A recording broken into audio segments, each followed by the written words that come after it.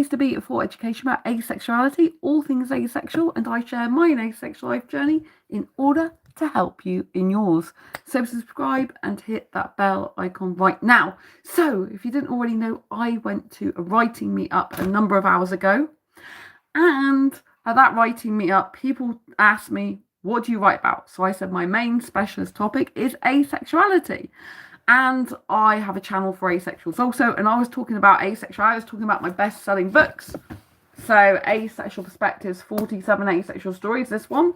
And I was also saying about my international bestseller, Diary Confessions of a Hyper-Romantic Asexual, 78 Life Lessons to Asexual Life. These are available on Amazon. And I was talking about asexuality. I was also mentioning my fibromyalgia self-help handbook as well. So I had some really interesting conversations, and I was talking about this channel and what I do on it, and I was talking about, helping asexuals now for over a decade on this channel, and I was talking about asexuality, and I was explaining to different people what asexuality was, and I got mixed reactions, right? So the first table I was on, people were kind of cool about it. They're like, oh yeah, I'm like, have you heard of it? And if they hadn't, then I explained what it was, and they were like, oh, cool type thing. And then I spoke to the girl next to me later on, and she said that she used to do TikTok, not about asexuality, but I just said I was doing YouTube. And I was explaining what asexuality was. And so as I went around talking, there was like two older people there, and I explained what asexuality was to them, and they were quite fascinated. They'd never heard of it before. And so I thought that was quite good, because I personally am like an ambassador for asexuality. In case you didn't already know that, that's why I feel like I am. And so I believe it's my privilege, if you like, to be able to be in a position where I'm going to different meetups and able to talk openly about asexuality and give a voice to those of you who might be scared of airing your voice personally yourself on this topic, right? Because it's something that's very personal, and not some people just don't want to talk about this type of thing in public, but I believe it's my duty and it's my life's work to be talking about asexuality as much and as often as possible. And so I think it also adds to the flavour. Like, they don't expect someone who writes to write about asexuality. A lot of people there actually writing, the majority, not all of them, are writing fiction books. So when someone first of all says they're writing non-fiction, they automatically think, is it memoir? Now, my books are like a memoir type thing. So if you've read my Asexual Perspectives book, or if you've taken a look at it, this has my personal story in it. Plus, it has the stories of 46 other asexuals in this book. So I wrote this book to be like a big guide to anyone who's ever had any questions about asexuality.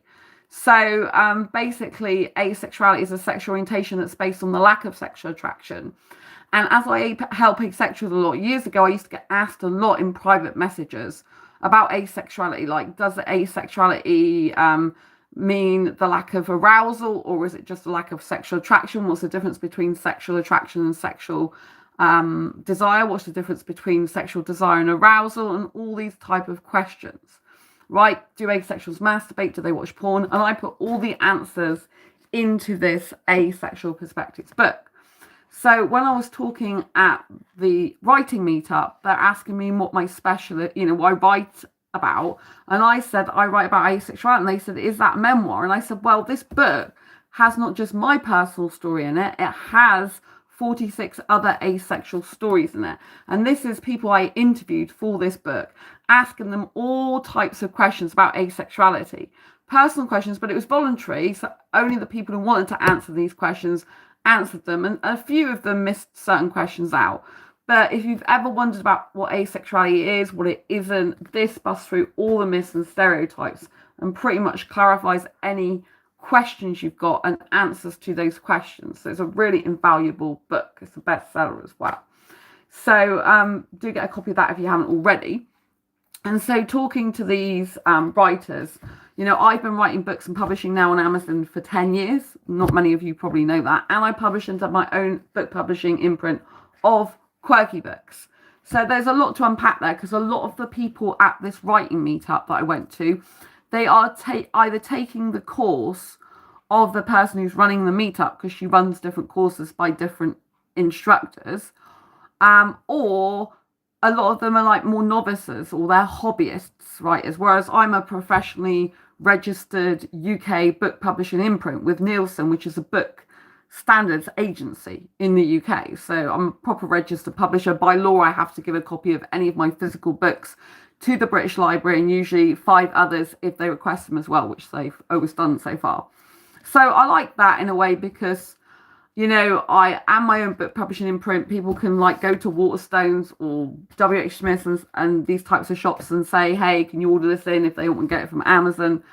And it's just really, really good to have my books in the British Library as a piece of history. That's like my lasting legacy. So I really, appreciate like having that opportunity. So although it's by law I have to do it, I see it as a really, really good thing. So I was telling different people at this writing meetup, like all about the different things I write about, but particularly asexuality. And so different people were fascinated, and I like to see different people's reactions. So in general, it went well. I did talk a bit about AI as well, because I've got my upcoming book, How to Date an AI Bot, Build Relationships with AI Companions Confidently and Safely. And I'm speaking at a tech event next month. This is an in-person event talking about AI and how it's, we really need to bake emotional and relational intelligence into it, right? It's for techies to talk. So, because AI is very lacking in emotional and relational intelligence at the moment, it breaks a lot of trust with users, it lies, gaslights, and all the rest of it. So, I'll be discussing that with them, and it's a sold-out event already, so just another 2 weeks to go now. But I was talking a bit about that, because there can be overlaps with asexuality and with AI relationships, in the sense that for decades, asexuals, those who lack sexual attraction, the majority of us, we don't like sex or want it or need it. We're not interested in it.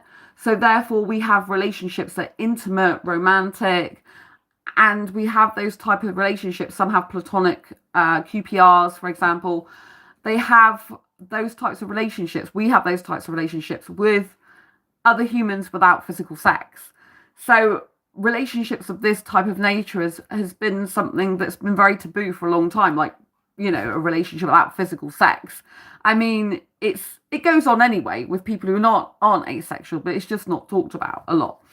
But the point is that AI is having relationships with humans. In a study, which I'm going to talk about in the AI talk I'm doing, there was a survey done.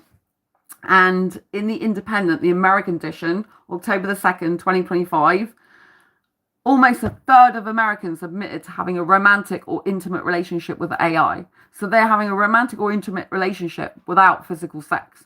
So what used to be taboo, like having a relationship with someone without sex, although AI isn't a person, humans are still having relationships, intimate, romantic relationships, girlfriends, boyfriends. Some consider themselves married to AI and just have AI as their monogamous life partner. They're having it without sex.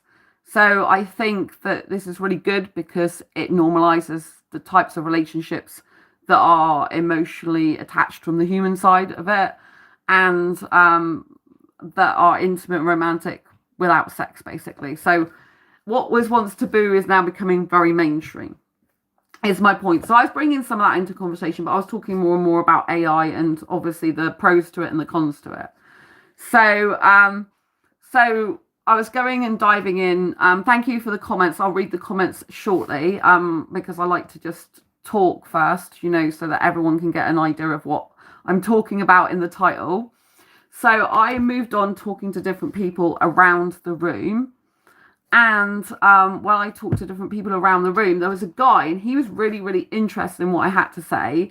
And he was sharing details about his personal life, saying, I'm heterosexual, I'm not asexual, but my wife and me live in separate bedrooms. And he said, we're very open about it. We tell everyone about it. And we think it's actually a good thing for our relationship because you get less disturbed sleep. Because I said, if I wanted a relationship, because he's saying, like, you're a really funny person, you're a nice person. I can't believe you've been on dating sites for like 10 years. It must be so, he didn't really understand why I was single, I don't think. I said it's because I'm asexual, which makes things difficult. And I said, I don't want sex, I don't want marriage, and I don't want kids either. And for me personally, that's kind of difficult. Plus, I love kissing. I don't like the sex, and it's kind of hard.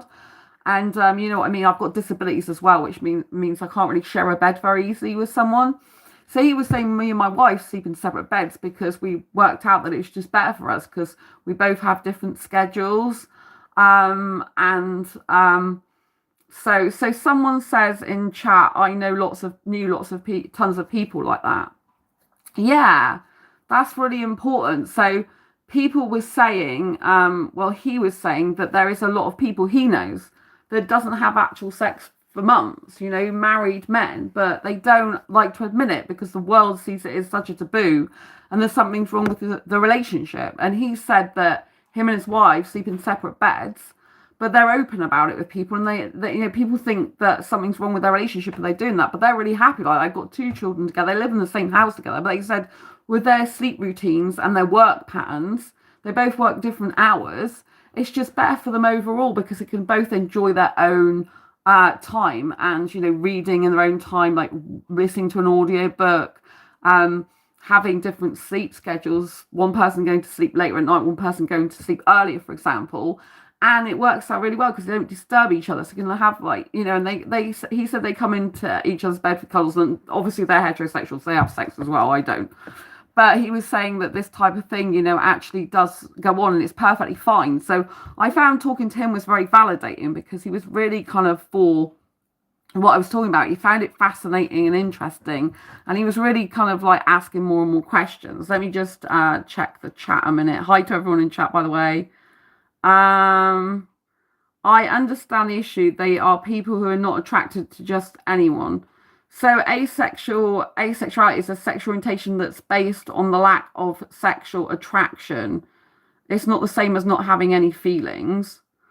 So do you know what I mean? That's a myth. So a lot of asexuals, we still crave the close connection. We still can feel attraction in different ways, such as aesthetic attraction or emotional attraction or intelligence attraction. There are people who don't experience romantic attraction or sexual attraction, and there's some people who don't experience any types of attraction. But asexuality is not a lack of attraction full stop. It's a lack of sexual attraction. And a pure asexual like myself, for example, I don't experience any sexual attraction. So if we dive into what does that actually mean, it means I don't get the need, urge, want for partnered sexual intercourse, right? Which brings me on to the other person I talk to. So as a person I talk to who's been going to the writing meetups for a long time, and I was telling her about asexuality, and I told her this, but her reaction was very different to the guy. So the guy was really understanding and very validating. Apart from, he then started to say, I'm going to do a parody about you because I think it'd be funny. I'd write a parody about you, your character, and your he goes, why don't you write a memoir? And I'm like, I have written about my asexuality in dating. This is Diary Confessions of a Hyper-Romantic Asexual. I'm like, this is an international best-selling book. So I have written like about my life and dating guys and stuff from an asexual point of view. That's what this book is about. It's written in diary format, straight from my head to computer, with dates and times and everything. It's a real life book. It dives deeper than what I talk about in this channel. Like, it's a behind the scenes, if you know what I mean. So yeah, so I have done that. But he was like, oh, I find you so funny. I want to do a rom-com about you. It'll be so funny. I'm like, but I was telling him stuff like I got an injured spine and stuff. And I was like saying it's not funny. And like with asexuality, I said it's really difficult to find a partner because it's hard for anyone on dating sites these days, right? Even heterosexuals have a lot of problems on dating sites because a lot of people, they don't want serious committed relationships. They're just into swipe culture and hooking up and not anything long term. And that's not just an asexual problem. It's a dating problem online, right? You're lucky if a heterosexual person's lucky if they meet 5% of people who they talk to on apps that might be suitable. Asexuals are 1% of the population, recorded 1% of the population. There's probably more. And that means, you know, there's still millions of us, but it's harder for us because we're like 1% of the 5%, if you know what I mean, if that makes sense. Oh, someone said, but AI has no feelings. Sorry, not asexuals have no feelings. Yeah, AI currently has no feelings whatsoever. It's a human that gets attached to the AI. Yeah, you're completely correct about that. Totally. So, okay, so you can still be around people just because you don't like sex. Yes, I went to a writing meetup full of people, so I was around lots of people. So this person says, Fran says, yeah, I don't stay in bed with my partner. That's really useful information. It happens, it just gets boring. I don't know what you're saying that to. So Fran, I enjoy her company. Oh, that's good. So I don't agree that hooking up is better at all. I mean, I'm asexual. I'm not interested in sex whatsoever. Do you know what I mean? And I'm not interested in hooking up. There's a lot of heterosexuals who are looking for serious, committed relationships, right? If you're not looking for emotional connection, if you're just looking for sex, then go and find someone like, well, go and hire a prostitute, innit, really? And you can just get your sex and they can get money and earn a living. Or make it clear on dating sites you just want to have sex and hook up. I'm not interested in hooking up. It's a waste of time. It's a total waste of time. So I was talking at this meetup anyway about, you know, asexuality. And then I moved on to this woman and I was talking about asexuality, but I could tell that she wasn't as receptive. And that was more difficult because she was basically saying that I don't understand why you're telling me this. You know, like, what? No, she kept saying, why are you putting a label on it? And I was trying to explain what asexuality was. And of course, she was jumping to the conclusions that quite a lot of people do. Is that, you know, it's like, oh, maybe you just haven't found the right person yet. I'm like, no, this is something asexuals get said to a lot, along with a lot of other things. Like, oh, I'm like, it's not an illness. It's not a disease. There's nothing wrong with me. It's not everything I've got. Because she used the words like, oh, whatever you've got. I said, it's nothing I've got. I said, it's a sexual orientation. There's homosexuality, heterosexuality, bisexuality, pansexuality, and there's also asexuality. It's a fifth sexual orientation. A person called Sandra Decker wrote the first book on asexuality, you know, the first book written by someone who's not a psychologist or anything like that. And she was writing a book called The Invisible Orientation, because it's basically a sexual orientation that not a lot of people have heard of or know about. So that's, you know, that's like a very famous first ever asexual book that came out. I know there's other books with sexuality studies and stuff like that. But she's one of the people that's, you know, she's not a psychologist. She's writing from her own experience, and she has a channel as well about asexuality. So I was talking to this woman, but it was very difficult for her to understand asexuality as a sexual orientation. I could see she was struggling with that. And I understand that some people just don't understand it and they find it hard to wrap their head around it. So she was saying, I don't understand why you have to label it. I'm like, well, you're heterosexual, aren't you? So you label yourself as heterosexual, I'm guessing. She's like, yeah, but I wouldn't go around telling people I'm heterosexual. I said, yeah, but this is my work. This is what I go around and do. I've done this for over 10 years. I'm on my YouTube channel. I write books on asexuality. You know, I've got best-selling books. So this is what I do. I literally live and breathe asexuality. I'm on my channel, like on here, I'm on my channel vlogging every single day of my life. I vlog my life on here. Different aspects of my asexual life, I vlog on here, right? Hello, people in chat. Nice to see you. Lots of love.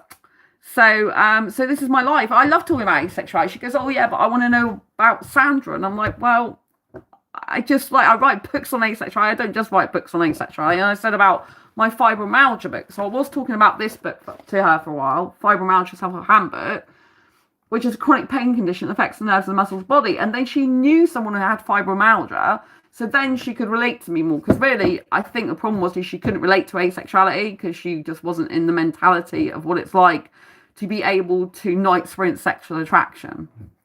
So most women are embarrassed when it comes to admitting that. Yeah, I mean, I'm not embarrassed. I'm very outspoken, you know, and I think she found it like very unusual because she's like, well, it's very personal. I wouldn't be going around telling people. I'm like, yeah, but I'm an advocate for asexuals. I like educate people. I've been featured on Graham Torrington, the BBC Radio with Graham Torrington, Jeremy Vine Show, the Mirror newspaper, Lifeology Radio, Dr. Al. I was listing all these things, you know, it's my life's work. So I advocate for asexuals, and I talk about asexuality for most people who won't talk about asexuality. Like, I give a voice to people who won't speak up for themselves, if you know what I mean, a lot of the time. You know, I coach asexuals as well. And a lot of asexuals who I coach, I can't give you the specific details, obviously it's confidential information, but they struggle with their identity. And it's often because of other people being rude to them, other people like not accepting them for who they are and stuff like that. Do you know what I mean? So I am confident in my asexuality. I know I've always been asexual. I just didn't realise it until later on in life. I'm an asexual that has had sex, and I was open about that as well. I'm like, but I had it because I thought I had to have it, not because I was really interested in having it, right? And so for me, like, finding the asexual community was great. So this woman was finding it hard, but she did understand. But fibromyalgia, she said that she did research because she needs someone, I don't know if it's a family or friend member, or friend. And she said that it's to do with people who have like high pressure or high profile roles in their jobs. And I said, well, I've done a lot of research, and I got fibromyalgia. I've done a lot of research. It's a chronic pain condition that does affect the nerves and muscles of the body. She knew that and agreed with that.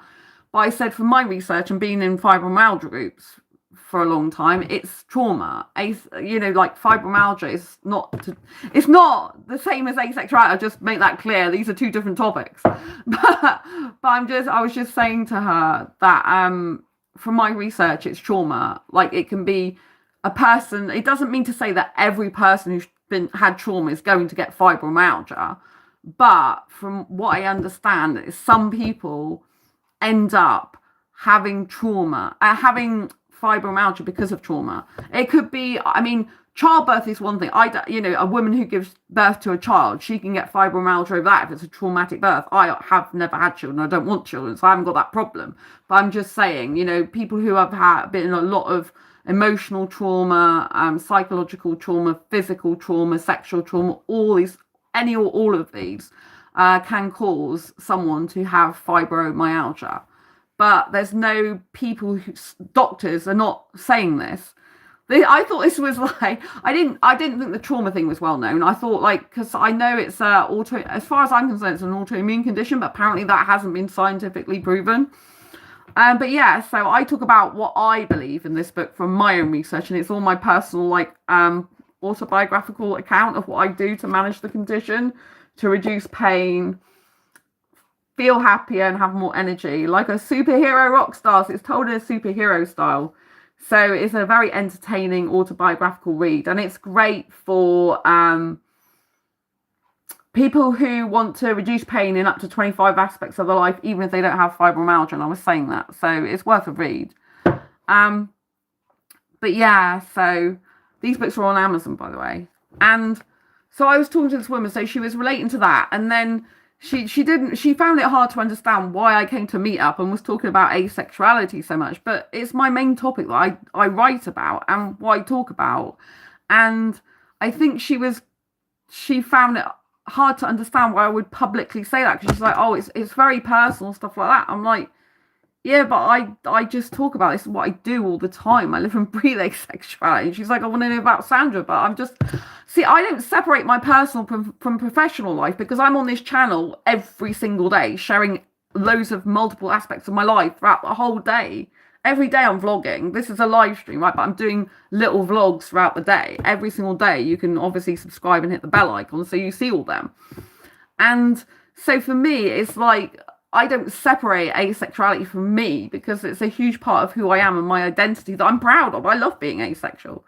So I really love it. I find it very freeing, you know, to not be constrained by society, because I was explaining that everyone's conditioned, unless they've got like gay or lesbian parents, most people are conditioned to believe they're heterosexual.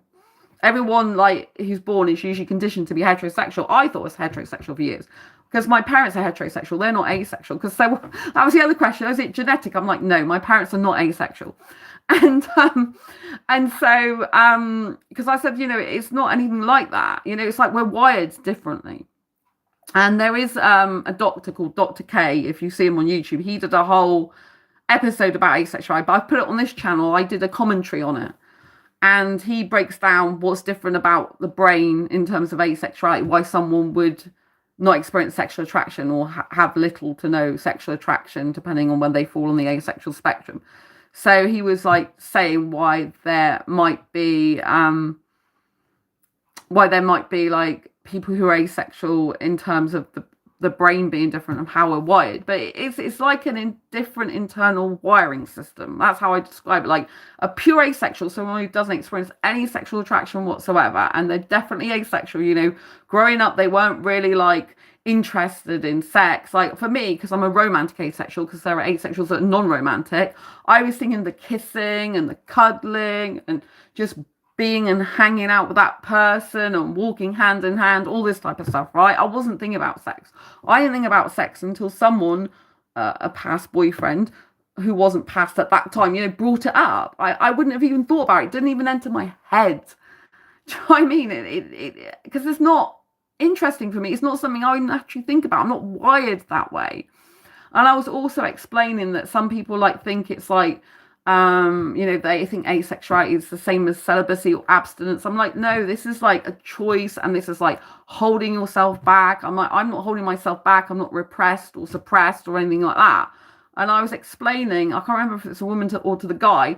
There was someone who was like, I was kissing a guy from a club I'd been to, and I can't go clubbing at the moment because I've got a spinal injury, but I was kissing a guy, and then I think it was a guy I was talking to about this, or it might have been both of them, and he was like, oh, so the guy thought because you were kissing you want sex. I said, yeah, but I don't want that, because I can kiss a guy, obviously I'm not attracted to women, I can kiss a guy, and I'm not interested in having sex. I said to him, the guy was saying to me like, how are you not holding yourself back? This is the guy that I had kissed at the time. And I'm like, what do you mean hold yourself back? And he's like, well, how are you stopping yourself from, like, you know, wanting sex or having sex? And I'm like, I'm not, I don't have those feelings. I said I'm asexual in sexual orientation, and he just didn't get it. This is the guy from the club. And I said, yeah, I don't have those feelings. I'm not wired that way. So I'm not holding anything back because I've got none of those feelings there in the first place. Like I can kiss, I'm a hyper kisser, so I can kiss for hours. And I never, ever have the urge to go further with having sex. It doesn't compute in my head. I'm just really interested in the kissing. I love the kissing with clothes on, I might add. I'm not interested in anything more. So do you know what I mean? It's just like and that guy is a really bad guy, because I thought he was single, and then he revealed to me at the end of the night that he was actually still technically married. He was separated from his wife. His wife was back in her country. I'm like, so you mean to say I kissed a married man? I'm really against that. So that was like the end of seeing him. He's like, oh, can I come and see you sometimes if you're lonely? I'm like, I don't get lonely, and no, you can't. Like, you know, he had a 1-year-old back in his country. And he lied about the amount of time he's actually been in the UK as well. This was a few years ago now. This wasn't recently. And so I was really shocked. You know what I mean? He goes, well, I am separated from her. I'm like, yeah, but I'm not, you know, didn't want to have a kiss of married guys. You know, you're still technically married. I don't like that. And he actually found me on Facebook. Was it the year before last? I think he found me on there. And acted like nothing had happened, like, oh, we can just meet up. I'm like, no, I'm not interested. You know what I mean? So anyway, going back to the writing meetup, so the woman, she was quite taken, she couldn't really fathom why I was talking about asexuality so much, I don't think. And the fact I think she felt uncomfortable with me labeling myself as asexual. But, you know, that's an uncomfortability, I think, you know, it's not from me, it's from her, I think. She didn't understand it and everything. Anyway, this is where it gets very interesting, right? So this guy, there's a guy there, right? She went off to the toilet, and the woman did. I think the guy went off somewhere or whatever as well, because I sat around a table, and this other guy came and sat down. I think he'd been to the toilet or something. And I spoke to him, and he had been in a relationship with an asexual person. So here the woman was saying, like, she was like in disbelief, I think, about asexuality. Like, why do you have to label it? And I don't understand. It's very personal. You're saying this. I would never go around saying this to people, especially people I don't know when I've just met them. And she was finding it really hard to come to terms with asexuality. And every time I just tried to describe it and say it's a sexual orientation, just like heterosexual, bisexual, pansexual, homosexual, do you know what I mean? it's another sexual orientation. Like, she found it quite difficult to accept that, I think. And I think I don't know if she felt probably uncomfortable and stuff. So I understand people can feel uncomfortable because it's something that's very new to them, very foreign to them. The guy was, and he was really validating, and he thought it was great. He said, "Oh, if my kid ended up coming to me saying I'm not gay and I'm not lesbian or whatever, well, he's got 2 children." I'm not gay or anything, but I have different feelings and I'm asexual. He said, I just accept it. I said, he said, me and my wife accept our kids, however they turn out. We've already had that discussion. So he said, if they end up being gay or whatever, he said, or asexual, and they just don't have those sexual feelings, he goes, we'd accept it. I said, and it's going to be even better for you now because you've actually met me, someone who is asexual, so you can always point them to my channel or my books. Do you know what I mean? And I was trying to explain to the lady why it's so important to talk about asexuality. I said, because a lot of people out there, I said, there's a lot of children in school right now who are feeling left out and lonely and isolated because they don't experience the same feelings as other children. Like the other children will be saying, oh, I want, interest in sex, talking about who's hot and who's getting off with who. And, some children will be like thinking, I just don't feel that way. I just don't understand why people are talking like that. And they feel very left out and lonely and isolated. So I said, really, we should be educating people in schools about asexuality, and the more people I can tell about asexuality, the better, because I said you might have a family member or friend. And anyway, this guy that came in, that was sat next to this woman, he came into the conversation. Well, before she went off to the toilet, he came in and I was talking to him. He goes, oh, yeah, I know about asexuality. I said, you do? He's like, yeah, I know all about it. One of my previous girlfriends, she was actually asexual. I'm like, really? And he was like, yeah. And he's like, I said, how long were you together? He's like, for 2 and a bit years. He said, but she found out she was asexual during the relationship. And I said, is that why you split up? Because of sexual incompatibility? And he said, yeah. So he was really open and honest about it. He said, yeah, because, he wanted that. And she realized through the, in the relationship, she didn't want to do that again. And she just really wasn't interested in it. And so that's why they split up. Because I said, well, some asexuals will be with heterosexuals and some of them will try and make it work, even if they're like, one likes sex and one doesn't. But I just, it's an incompatibility, really. He said, yeah, exactly. In his opinion, that they shouldn't be together. And I said, well, I do advise people, like, if you are heterosexual that really loves sex and then an asexual really doesn't want sex, that's incompatibility. It's just incompatible. You're not matched. You're not suitable for each other. Do you know what I mean? I said, if there's a guy, for example, who's got low sex drive and he's more into emotional intelligence connection and maybe like, taking care of himself, masturbation I'm talking about, then I said that might work. But he even thought that, he said that the trouble is sometimes even in that type of relationship, one person can like feel like, like guilty or, worried about the other person. And also, it can be like feel bad for them. I said, well, yeah, it can feel like to an asexual who's trying to, like, for example, still do sexual stuff, or, it can feel like self-abuse, or they could feel like they're letting their heterosexual partner down if their partner really wants sex and they're trying to make it work, with not having sex, but, need, because he thinks masturbation is not enough either to satisfy a heterosexual person who likes sex. That's for debate, some people who are heterosexuals, there's a few heterosexuals that are with asexuals and don't have sex that will do stuff like that. So it all depends on the couple, right? So yeah. So he's got a new girlfriend now.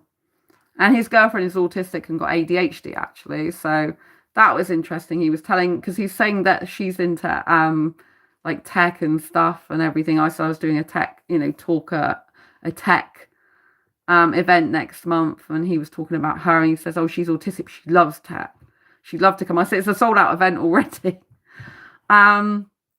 So that was really interesting.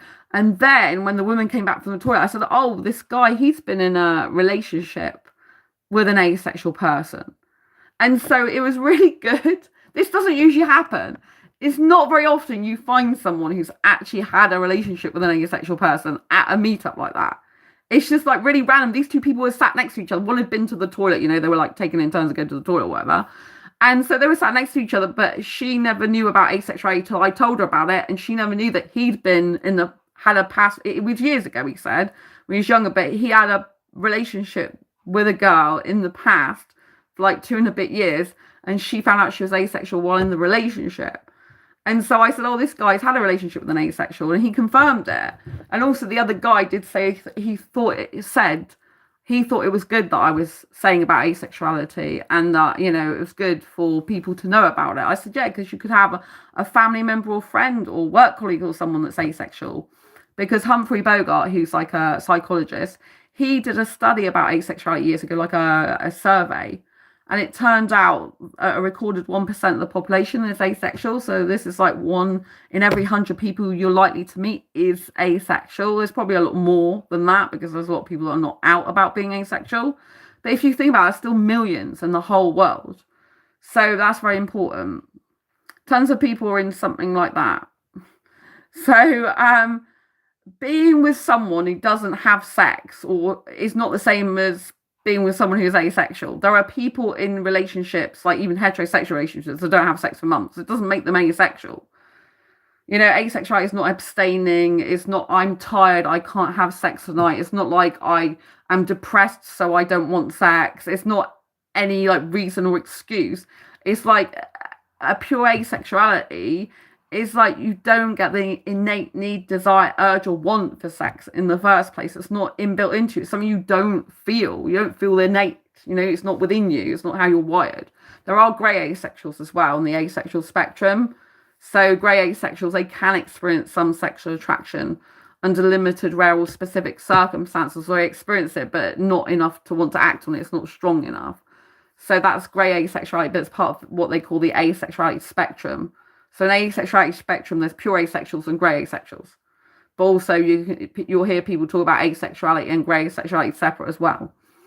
And there's something called demisexuals, who are part of the grey asexual part of the asexual spectrum. So a demisexual cannot experience sexual attraction until and unless a deep emotional bond has been formed, usually maintained and sustained both ways. And that's the only time they can experience sexual attraction. This is not the same as wanting an emotional connection as a preference. This is like they cannot, they are incapable of experiencing sexual attraction unless they've got that deep emotional bond. It's not possible for them. So, and they might only be with a handful of people in their whole life, a few people. Do you know what I mean? So I think there's a lot of myths about asexuality and stuff. Question. I don't know what your question is. So you've never been at a store and that guy walks behind you and it didn't give you a buzz? Not sexually, no. I get attracted to guys aesthetically. I never, ever have sexual attraction, ever. So I love kissing. I'm a hyper kisser, which I have never met a hyper kisser in any sexual orientation to date. Any sexual orientation. Not heterosexuality or anyone. So I'm a hyper kisser and hyper romantic. A hyper kisser is not normal for asexuals. Most asexuals do not like kissing. Or if they do like it, they only like a little bit of kissing, not full on snogging like I like with the tongue and stuff. So if I see a guy that I find aesthetically attractive, then I might want to snog his face off, but I don't want to have sex with him. No matter what he looks like. I'm not interested in his genitalia. It doesn't do anything for me. I get attracted to guys' face and frame. This bit here, his face and this shoulders, this bit. That's what I'm attracted to. Do you know what I mean? I'm not interested in seeing his bits in his trousers. Like, he can keep that for himself. I actually think most people, well, guys, obviously I'm attracted to guys, not women, are better with their clothes on. So I have clothes attraction. So if guys wear certain clothes, I'm like, oh God, I want to kiss you more now. So for me, it's all about kissing. I get excited about kissing. This is not normal for the majority of asexuals. Like I said, most asexuals, they like maybe a peck on the cheek, little kiss on the lips. There's some asexuals that like some kissing, but I'm a hyper kisser. I have never met a hyper kisser in my life, ever. I've met people who kiss me a lot because I kiss them a lot, but that's not the same as actually being a hyper kisser. And then I was asked at the meetup, like, what is a hyper kisser? So I'm a hyper kisser, which means, for example, I can kiss up to 4 hours or more and not get bored. I have to have breaks, like go to the toilet and have a quick snack, like like a naked bar or something. Pardon the pun. It wasn't a pun. I actually eat naked bars, NAKD bars. They're like protein and fruit, pressed fruit bars. But you know what I mean? I'm kissing like nearly non-stop for the whole 4+ hours because I get all the excitement and pleasure through kissing with my clothes on. And so that's just I'm a hyper kisser. But that for me is like I love to do that as a favorite hobby in a relationship. Do you know what I mean? So yeah, so I love it. It's a really, really nice thing for me. But I have never I've come across guys who obviously will have kissed me. Like I've been in a relationship with guys who have kissed me back, if you know what I mean, for prolonged like hours because I've done that with them. Otherwise, they wouldn't do it for that long at all. Do you know what I mean? Most of the guys I come across, if I ask them like how long do you like to kiss for? Like, what's your longest kissing time? They'll say, well, maybe 45 minutes. And I'll be like, oh, okay. On average, it's probably 20 if they like they think they like long kisses. And sometimes really long, they're like, oh, 45, I can go 45 minutes. I love kissing. I'm like, okay. But for me, it's like, you know, I can kiss for 4 hours or more and just not get bored. I just love it so much. So, yeah. But that's not normal for any sexual orientation. I've never come across anyone that calls themselves a hyper kisser and that describes themselves like that. I'm a hyper romantic as well, so I'm excessively romantic and go on self dates every week at the cinema. So yeah, I love doing that and I love romance. Like with myself, I bought myself a little cuddly toy recently, which is on this channel in a short video, saying I love every layer of you, and it's a cake. I can't eat cake in real life, but this is a cuddly toy cake, and it's on my bed saying I love every layer of you, and it's so cute. And there is a joke in the asexual community about cake, because a lot of asexuals think cake is better than sex. So if, for example, on asexuality.org, which is the biggest online forum for asexuals, people go in like the welcome lounge, they'll offer them cake because it's like, welcome, have some cake. Like, don't bother with sex, just have some cake. And I don't hate cooking, but I do love eating nice food. And so you'll see me, I eat quite a lot of yummy foods on this channel. I really take a lot of pleasure in eating. Like, you know what I mean, with like nice bliss noises depending what I'm eating. But yeah, so I really enjoy my food. I like food. Food's better than sex. Kissing's much better than sex. Oh, kissing's brilliant. I love kissing, but this is not reflective of asexuality. Most asexuals, the majority of asexuals are not romantic. They're non-romantic, otherwise known as aromantics or aromantic, if you want to pronounce it that way. So you get asexuals, some of which are aromantic. You have more aromantic, you know, those that lack romantic attraction and lack sexual attraction. And you get some that are romantic asexuals, but they're not usually, the majority of them are not usually as romantic as me, and most of them do not like kissing very much. In the people I've seen in the groups, there are a few people that do like kissing still, but the majority of, if I say like I like tongue kissing, they're like, oh, I hate like this, you know what I mean, the tongue fluid stuff in the mouth. They're like, yuck. So they would maybe do kiss on the lips, but not tongue kissing. So Clubber Lang, is that what you said? Or Cuba? Is it? I can't even see. I'm trying to look on my phone. So it looks like it's like Clubber Lang 2025, but I think it's probably not. Is it? Is it Clubber Lang, your profile name? As in go clubbing? Have I got that right or have I got that wrong?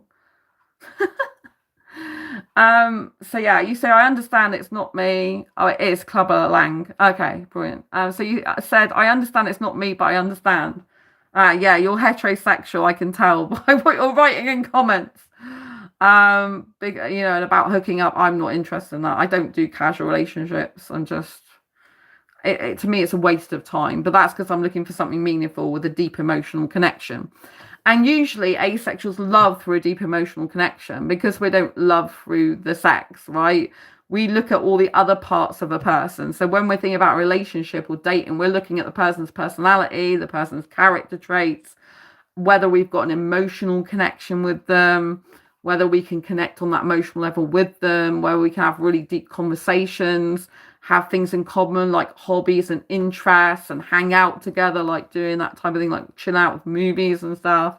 Because obviously with all this sex we're not having, we replace that with other things. In my case, I do have kissing. Casual can have deep connections. I beg to differ with that.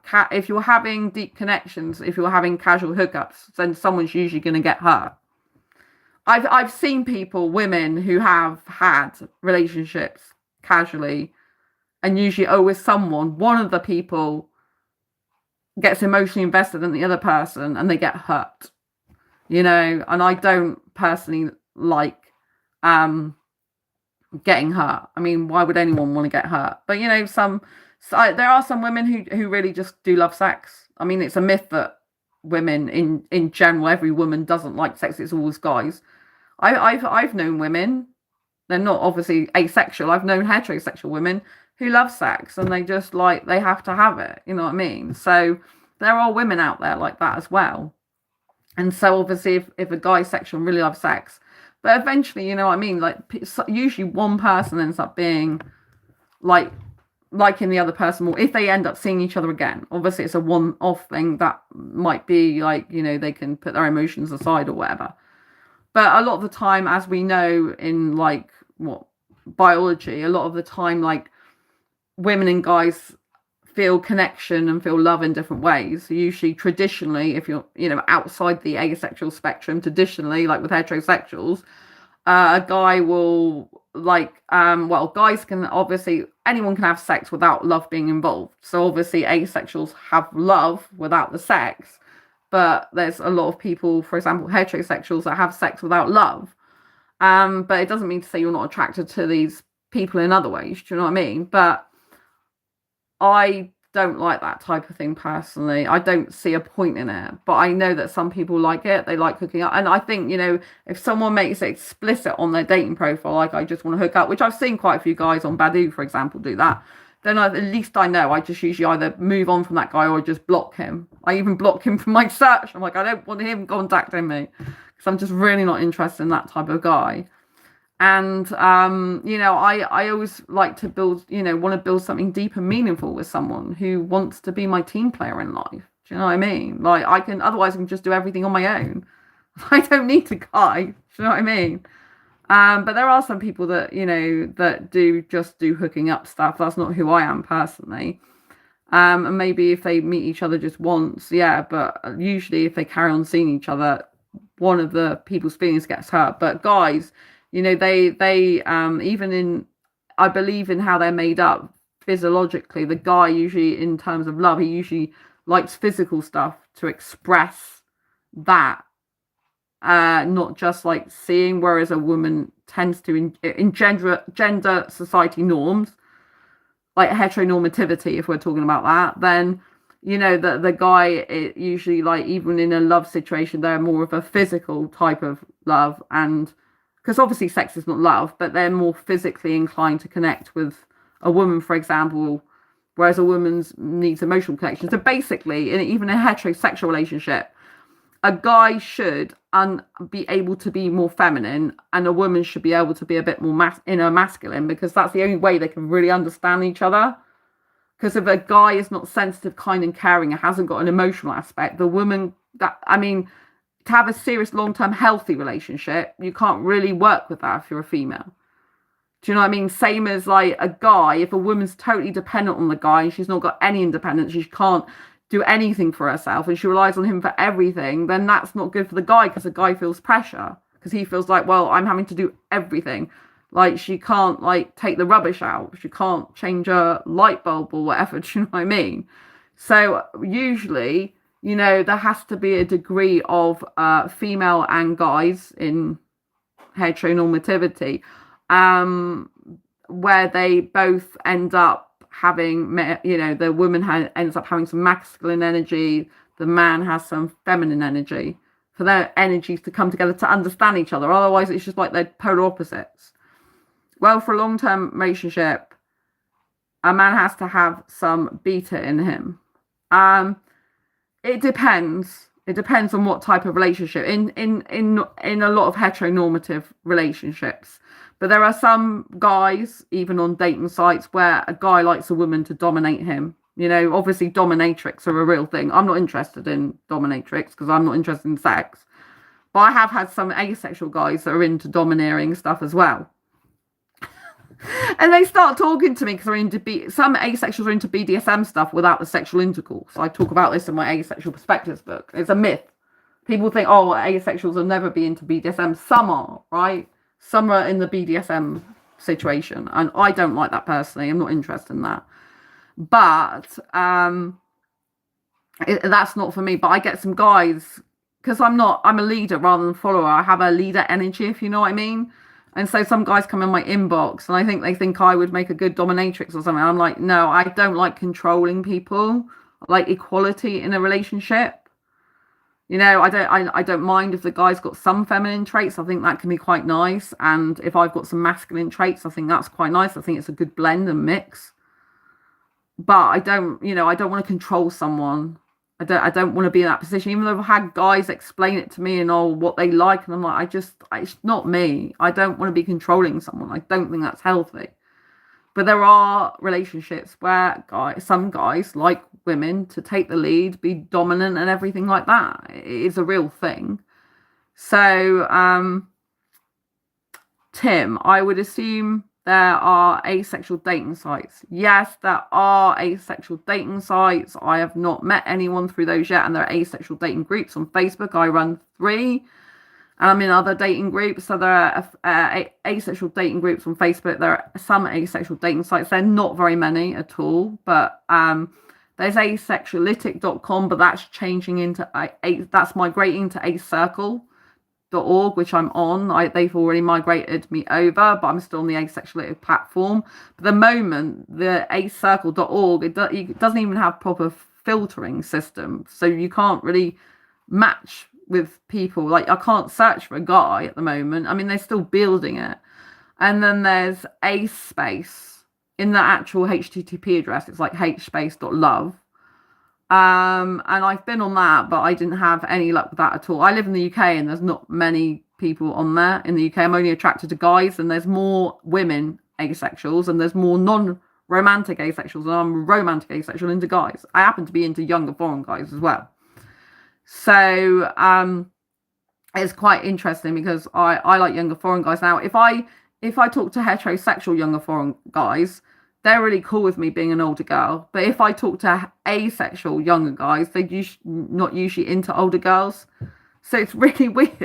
It's like I've been in relationships with heterosexual guys, and they don't even care that I'm asexual, and they don't care that I'm like older than. I actually like an older woman, some heterosexual guys, but some of them like them older women to have sex, and I'm not interested in that. I like younger guys, but not to have sex with. But you know, it's like their fantasy to be with an older woman and stuff like that. But it's like I'm not interested in a guy who's got a fantasy. I want a younger guy for an actual serious committed relationship, because I happen to be attracted to younger foreign guys, particularly Indian, actually, which is just the way it is for me. You know, I'm attracted to Bangladesh guys, Middle Eastern, Sri Lankan.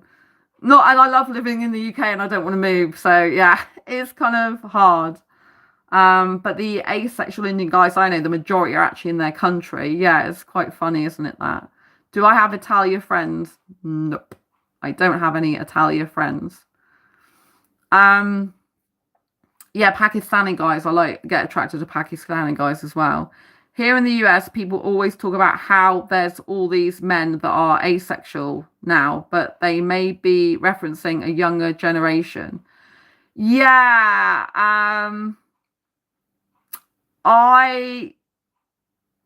so they're talking nowadays about more and more guys not having sex, but I was talking about something that's kind of related to this. It's like more and more humans are having relationships with AI.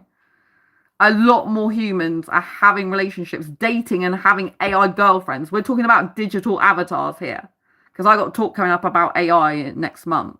I'm speaking at an event, in-person event, right? So dating AI is huge. It's a booming market. It's a growing business, and there's lots and lots of people. So in my talk, I'll be discussing, because I'm a public speaker, in a talk, I'll be discussing the fact that there's an article, US edition of The Independent, October the 2nd, 2025. You can go and look at it online. And in the article in The Independent, there was a survey conducted, and they discovered that almost a third of Americans have admitted to having a romantic or intimate relationship with AI. So yeah, so this is one of the reasons, or meant to be. I'm in a because I do a lot of research about AI. I watch a lot of videos to do with experts on AI and stuff like this, and they're saying that a lot of men, they're worried about the younger generation because a lot of guys are not having relationships, are having a lot less sex. I don't see it as a problem. I think it's an amazing thing. I think this is fantastic because more and more people don't have sex, more and more asexuals are going to be accepted in society. It's going to be normal for people to have relationships without sex. I mean, it's just really, really good. Incels is not the same as just people not having sex. So yeah, I just like, do you know what I mean? So I don't find this a problem. I think this is amazing. I think the less people that have sex about, obviously, you know, if you want to keep the species going and you don't want test tube babies, then you could oppose an argument for that. But there's millions of people in the population, you know what I mean? And there is, you know, people having artificial insemination and stuff like that. You know, there's adoption, which is always you know, there's a lot of home children without like proper homes. You know, that maybe more people could go and have proper homes, you know, and have adoption and fostering and all that lot. So I personally think this is great. I really welcome people having less sex because I think it'll finally open up the world of possibilities to asexuals. We're going to be able to hopefully have more relationships in the future with people who do not prioritize sex in a relationship, who do not think they've got to have it in a relationship, you know? So I think this is a really good thing for asexuals. But obviously the people who are like experts and think they, you know, you have to have sex to be healthy and all this lot, which is rubbish. You know, you have to do what's healthy for you and the other person, right? Obviously, if you really love sex and you're going to have to suppress yourself and you really want it, that's not going to be healthy for you. Just like an asexual, you know, wouldn't be in a healthy relationship, but the other person was like pressurizing them for sex and they don't want it, right? This is unhealthy behaviors, you know, unhealthy dynamics.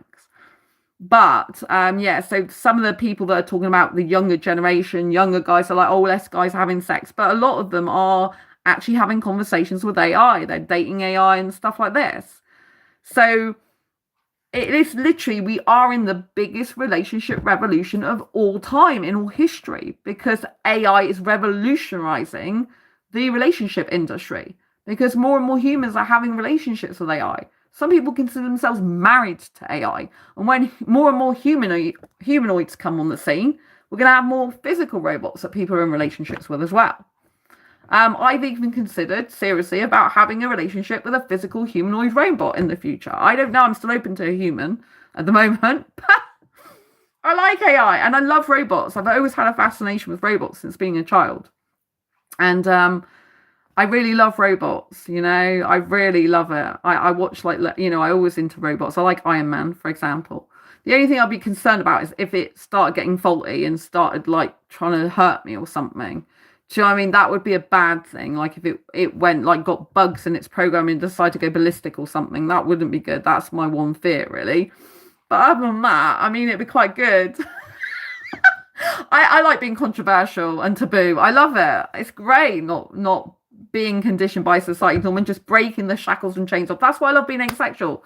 Like recently someone said to me, like, why do you like being asexual so much? I'm like, because I'm free. I'm free of the shackles and chains and the conditioning of society. Because like I said earlier, most people are programmed to believe they're heterosexual.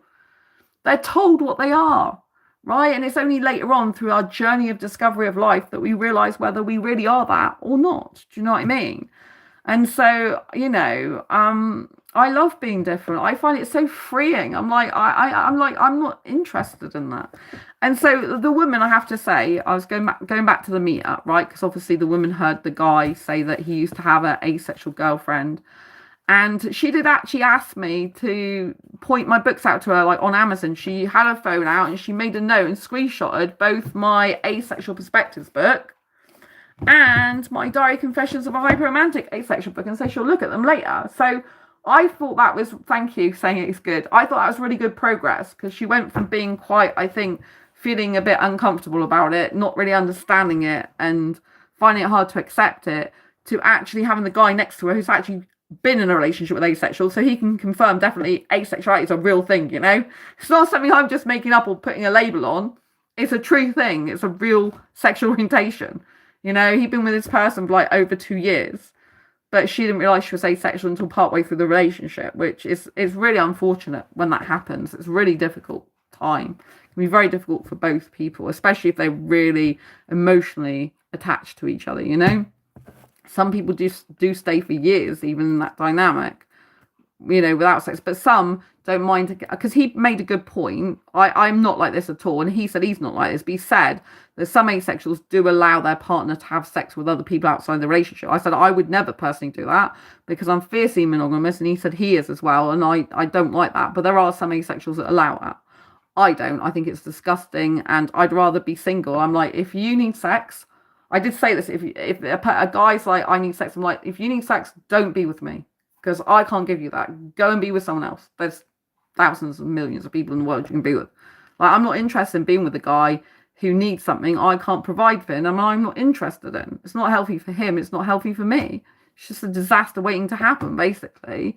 That's the way I think about it. I mean, there are people who are asexual and heterosexual do make it work, and it is difficult for them. So I'm not saying it can't happen. I have to put a stipulation in here, because there are people who have come on my channel before saying, oh, that's very dismissive, you know, I'm in a relationship with an asexual, it isn't easy, but I love that person, we're making it work, and you know, you can't say it never works because we're proof of it. So I want to stipulate there are people that are heterosexual and asexual, and they do make the relationship work without sex. And sometimes it's very hard for the heterosexual person because they you know, they really want the sex, but they want the person more than the sex, so they're willing to give the sex up for the person. This does really happen. But I'm guessing, I don't know for sure, I'm guessing that some of the asexuals in most of those relationships, I'm guessing, not all, most, I'm guessing they probably have to do, or probably expected or needed to do some sort of sexual acts, maybe. But I don't know what goes on behind closed doors, so I cannot confirm that for definite. But there are some asexuals with heterosexuals, and the heterosexual doesn't have such a high sex drive. They have a sex drive, but it's lower than that, right? There are people in my Asexual Perspectives book that for example, there's some heterosexuals that are with asexuals in this book, and the asexual does have sex with them, and there are other asexuals with, for example, there's an asexual person with a bisexual person, but the bisexual person doesn't mind not having sex, and they've was together a long time when I wrote this book.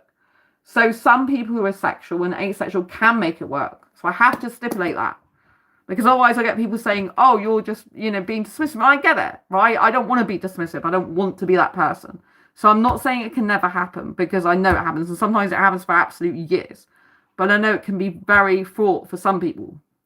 Not others. It depends how high the sex drive is of a sexual person.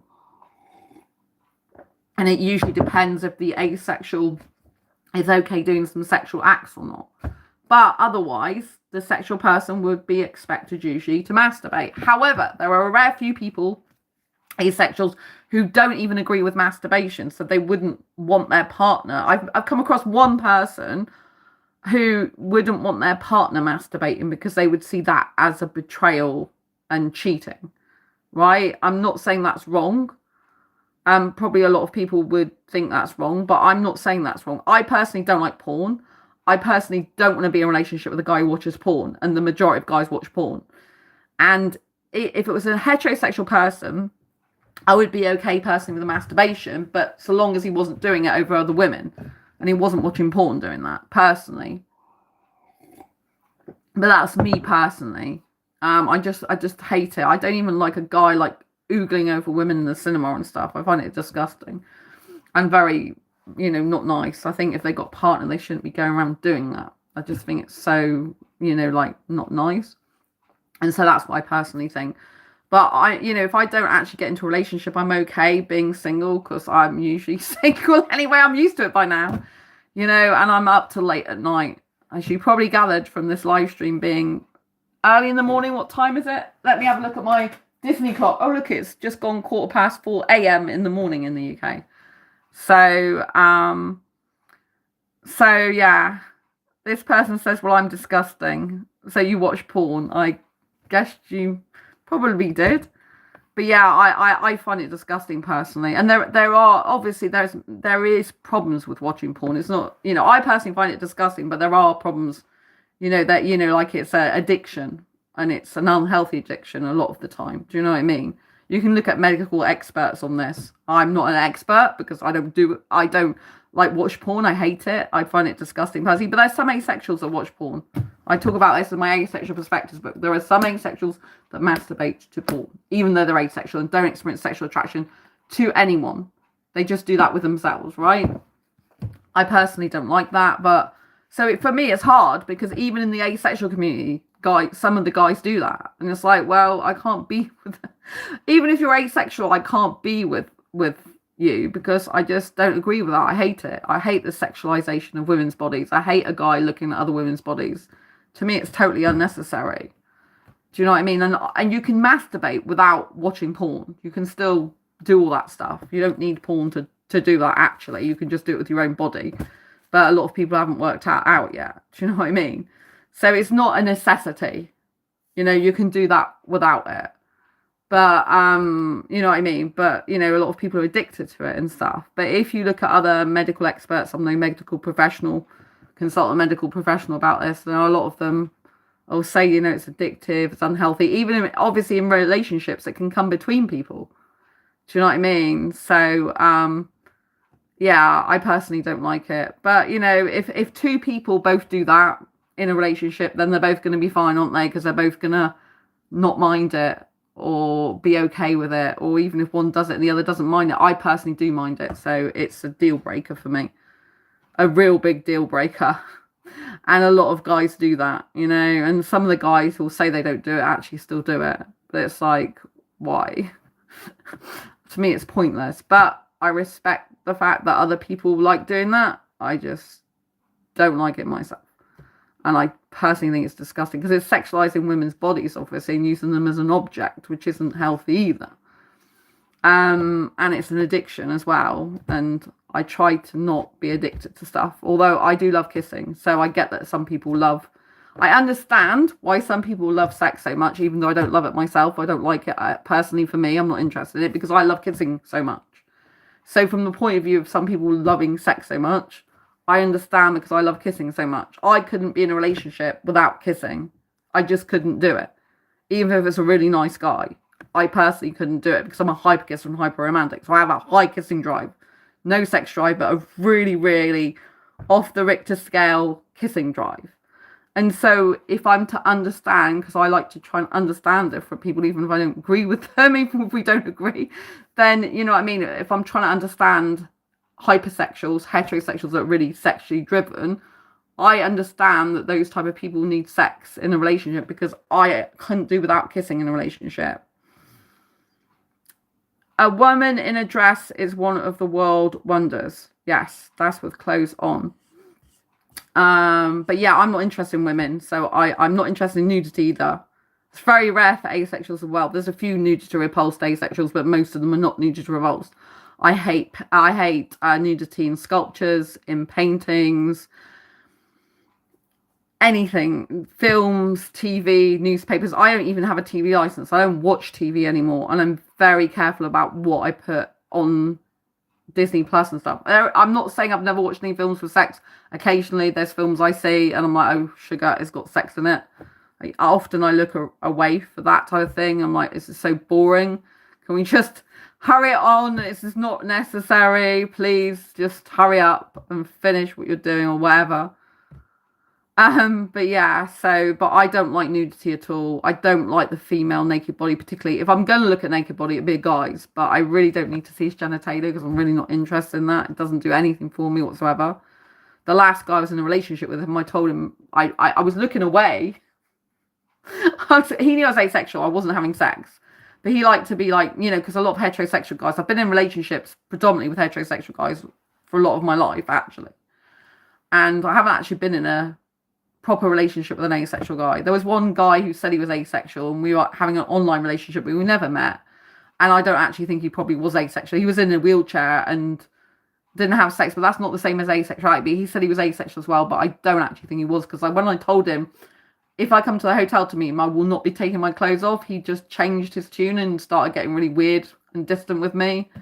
And I didn't like that. So I think he might have just been someone who couldn't have sex because he was disabled and was repressed. That, you see, that's the problem. Like, asexuals could make very good matches for people who are disabled and can't have sex. But there's a caveat to that. If the person who's disabled can't have sex because of their disability, but they would still love to have sex if they could, that can create a very lot of frustration, suppression, and repression within them, which can then lead to very different mindsets and behaviors.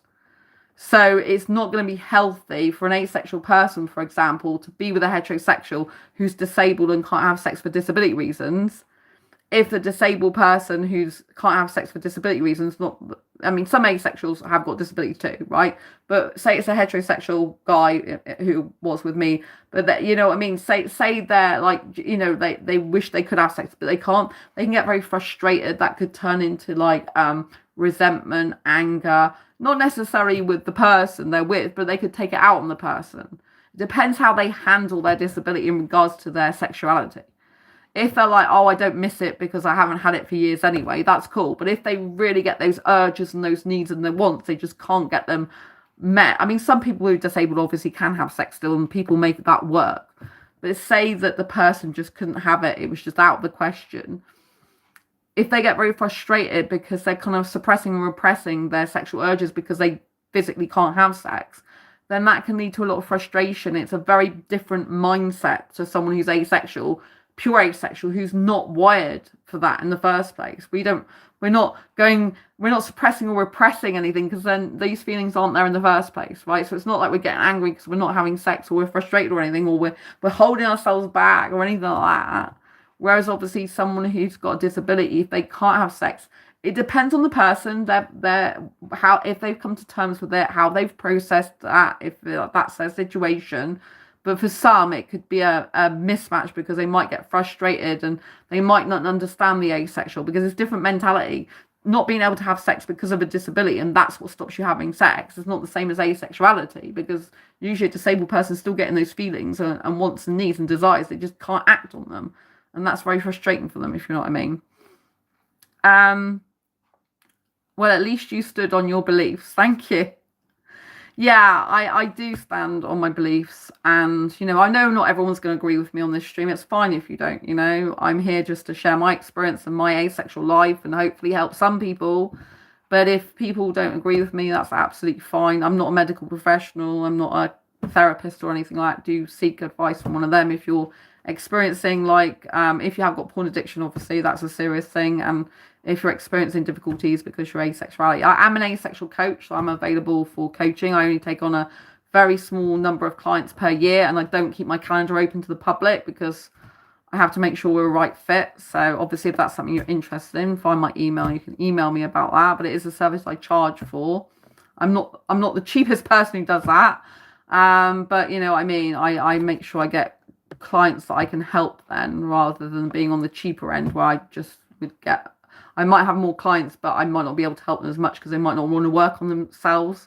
I find people that pay a little bit more money, they are the ones that actually truly want to work and make shifts and changes in their life. And those are the clients I like to actually work with. I hope that makes sense. I'm sure it does. So yeah, but I have got basic counselling skills qualification. I have got an information advice and guidance diploma, and I have done a weekend live coaching course with the Coaching Academy in the UK. So I have done something. It makes sense. I love the way you spell scent. That's funny. So yeah, so overall, I was pleased with the ending of this meetup, because, you know, the woman had kind of changed her mindset. She goes, oh, I hope you don't think I was like being rude to you before or something, because I think she thought I mean, I was like, I think it's nice that she said she'd look at my books. I think that's a really good thing. And I think having the guy right next to her that actually experienced being in a relationship for over 2 years with another asexual person really helped. Because, you know, I said, well, you know, I wouldn't have known that the guy had a relationship with an asexual person had I not spoken about asexuality. You know, this would never have happened. We wouldn't have had that talk. So that's how come, like, it was good as well, because, you know, the more people that know about it, the better. And I did bring up the topic of sexual abuse as well, trigger warning, but in the context of, like, you know, it's essential that people understand on dating sites that you're asexual, because asexuals unfortunately are more likely to have sexual abuse, because a lot of guys, I'm talking about guys a lot, but it's not just guys that are like this, but I'm talking about guys a lot because I'm only attracted to guys. Because, you know, a lot of guys, for example, I'll go on dating sites and they'll automatically think that I'm like, things like, oh, if I say I don't want sex, well, I make it clear in my profile now, so I usually don't get many likes anymore. I'm cool with that, right? And I'm on Badoo, which has a category for asexuals, right? So it actually has a category for asexuals. This is amazing, but unfortunately can't filter by asexuals. But, you know, some guys think I'm just like waiting till I've been seeing him for a while until I have sex. And I'm like, no, I'm asexual in sexual orientation. So I think it's really essential that people understand asexuality to help prevent sexual abuse situations, because a lot of guys can see that as a challenge, a woman saying they don't want sex, or a woman saying I'm not going to have sex. They can see it as some, they shouldn't see it as a challenge, because it, you know, if they have sex against someone's will, it's sexual abuse. Let's face it. They can, you know, they can end up going to prison and stuff and go to court and everything. So it's serious stuff, right? And I do take that seriously. You know, obviously, if you're watching this and you have been subject to sexual abuse, please contact the Samaritans or a helpline, or go and see a medical professional, therapist or doctor, because that is really serious stuff. I just want to say that. It's very, very important, right? But I want to bring up the topic that this is why it's so important to educate people about asexuality, because if you are a heterosexual person that really loves sex, the sooner you understand that asexuality is a real thing and there are asexuals on some dating sites, and you stop assuming that everyone who you come across as heterosexual, the sooner we can have more open, honest discussions, so that people can find the compatible match for them and they're not mismatched or doing things they shouldn't be doing to each other. Do you know what I mean? And so, you know, asexuals are more likely to have sexual abuse in their life because a lot of people don't believe that someone's actually asexual, and that, you know, guys automatically, or, you know, people automatically think everyone wants, needs and likes sex, so they might start pushing for it on a date and talking about it. I've had guys that say they're fine about my asexuality, then they start talking all sexual stuff to me. And I'm like, I'm not interested. And I just block them usually. You know what I mean? I'm not interested in that. I've just told you I'm not interested in sex. What do you not understand about I'm not interested in sex? You know what I mean? Surely you can't be that incompetent. I'm not interested in sex means I'm not interested in sex. Not I'm not interested in sex for 2 minutes, or I'm not interested in sex for 3 months. I'm not interested in sex. Compute. Do you know what I mean? So it's really disheartening, and it's really quite like I'm boggled. My mind boggles. It's like, why waste your time on me when you're not going to get sex out of me because I'm just not interested? And why would you want to pressurize a woman into sex anyway? Because it's, let's face it, how could it be enjoyable for you if you're just doing it with under those conditions? A woman's not doing it because she's really into you and really wants you. She's just, do you know what I mean? It's awful. I mean, don't do sexual abuse stuff, right? Go and find a person who loves sex as much as you do, if you're a person watching this now and you love sex, right? But I'm just saying, you know, like, that's why it's important to raise awareness of asexuality. It's important for children as well, because some children know from 12 or 13 they feel different, especially as a teenager, when it's like, you know, they get into puberty and they start if they're asexual, they start noticing they're different. They start noticing things like, oh, my friends have started talking about like boys, and, you know, and they're wearing makeup and short skirts for boys, and they're talking about dating boys and hanging out with boys. They might be talking about sexual stuff and who's done what with a guy, you know. And, you know, for an asexual person, that can be very lonely and isolating, because an asexual person can be thinking, oh, I just not registering with this, I just don't relate to it, it's not who I am. And it can feel like very disconcerting and like they're disconnected from other people and find it hard to relate to other people. You know, I know there's people out there now, there's teenagers out there now that are living this life. They are very disconnected, they're kind of lonely and kind of like into them, you know, like introverted more, because they aren't being understood. They're having people around them that just don't get them and they're not talking their language. I think your book would be good for younger women. Yeah. I mean, this one's all about dating and relationships. This Diary Confessions of a Hyper Romantic Asexual book. I've used it so much myself.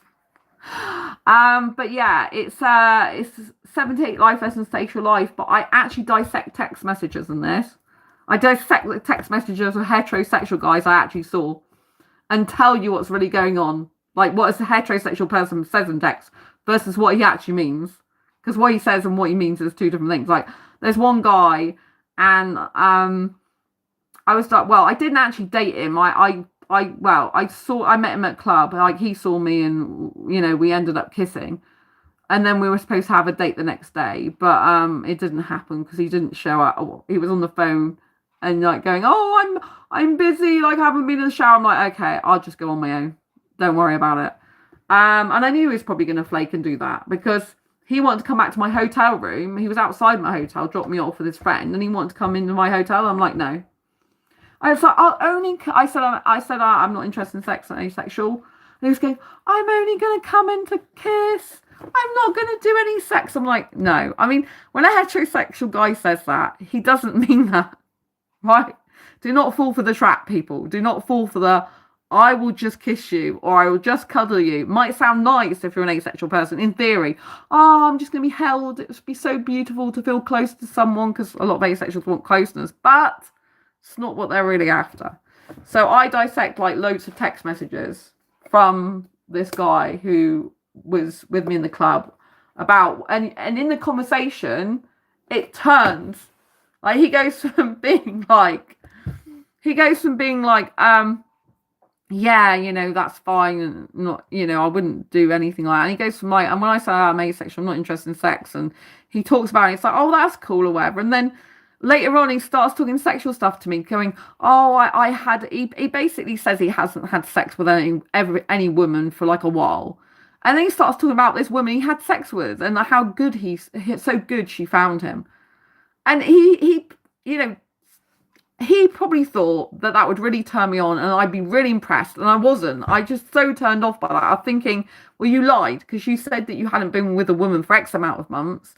And then he started going into, yeah, he had to check. And then he's, you know what I mean? And then he started going on about this woman. And he started going on about this girl that, I had sex and she thought I was so good at it and all the rest of it. And I said, well, did you have protection? He's like, what? I said, protection, condoms. I said, if you met her in a club and you just had sex with her, like, how do you know she's not pregnant by now? And he's like, what? I said, well, how do you know she's not pregnant if you just had sex with her and you didn't have any protection? And so we ended up going down this road. I talk about some of this in the book, but then I stopped because it gets way too sexual even to put in this book. It's a diary confessions book, but it was just way too sexual. And so most guys are liars. Yes, unfortunately, they are. I have to agree. I don't want to agree with that, but unfortunately, they are. In my experience. And it's sad because I'm 100% like honest and I don't like liars. And the more I go in life, the more I find out that people are liars. And I hate it. I'm like, fine, I'll just like... I even left friends last year, former friends, for years who'd lied to me. I don't currently have any in-person friends, but I walked away from them, which most people couldn't do. These are long-term... One was a 7+ year friendship. One was an 8+ year friendship. So one lied to me, the other agrees with lying, was telling me to lie to them. I'm just not participating in that type of stuff. I'm not interested. But these were people I didn't think were liars. Although one person did say to me they used to be a liar before they met me, so that's probably a red flag. But I thought the fact they'd admitted it meant they weren't doing that anymore. That was my logic, but I won't make that mistake next time. If someone says I was a liar before I met you, I'll be like, okay, not for me. But thank you. But yeah, so that was really difficult finding out. These are like very long-term 8 and 7 year friendships. It was awful. So I left those. So yeah, I'm on a friendship detox now, and no romantic partner either. So I'm just on my own the majority of the time. But it's good for me for the moment because I do not want to be... Obviously, I went to the Meetup. I'm still open to meeting someone. I'm still going to some social events. That's fine. But I'm not like actively going after any friendships or romantic relationships or anything like that, because after I've dealt with people like that, I need some time out to just be on my own and chill with my honest self. I can rely on myself, I can trust myself, and I love me love me honesty. That's not very grammatically correct, is it? Love my honesty. So yeah, I just rather like I don't mind like interactions going out socially and that be it. That's like good, but that's all it should be. But unfortunately I went to a social event. It was one of the biggest social meetups in my city, and I stopped going to it because I was meeting liars there as well. I'm like, oh my god, I can't be doing with it. And I ended up getting a stalker as well, which was awful, who wanted me to go back to his place for sex. And I told him I'm asexual and I'm not interested. I wouldn't take no for an answer. And the next time I saw him, he was literally following me around all the meetup. Everywhere I went to speak to different guys or people, he was just following me. And it was just really disturbing behaviour. Really disturbing behaviour. And he'd even got a coat. He'd even dressed as a captain. I'm thinking, why is he dressed as a captain? It's really weird. And then I understood what it was. He knew that I told him. A lot of people don't know this on my channel. Some probably do, but I was in series 1, episode 13 of Torchwood. Torchwood was a spin-off from Doctor Who, and it was very famous at the time. And I did some acting work, and I was in series 1, episode 13, called End of Days. And I've got Siri trying to come up on my laptop now. Siri AI is trying to interrupt my stream. It's gone off now. Luckily my laptop's like on lock mode, so he didn't start talking. I don't know if he can talk in that mode, probably. But yeah, it's like lit up my Mac behind the phone now. But anyway, I can't even remember what I was going to say now. My mind has gone blank. See, AI, what does AI do to me? Oh my god. But yeah, so the stalker guy I was talking about. So yeah, so I realized like afterwards, oh, he was dressed in a captain's outfit because Torchwood, the main character was Captain Jack Harkness. And so I worked out he particularly done this for me, because what happened in the beginning of this meetup is, before he started following me all around the room, I'd already told him at the last meetup, right, I don't want to go back to his place. I'm not interested in sex. I'm asexual in sexual orientation, right? I'd already told him about this. And the previous meetup, I told the organizer, and they were, oh, we're aware of what he's like, but we think it's good for his social skills to still come to these things, which is really bad, because they should be more caring about the safety of people, right? I'd explicitly said I'm asexual. I'm not interested in going back and watching movies at his place. I'm not interested, right? And what happened was, when he went to leave, he goes, oh, it's raining out there. I don't want to be on my own. And so I went to the toilet. Then I went back to the organizer. I said, I'm worried he's waiting outside for me.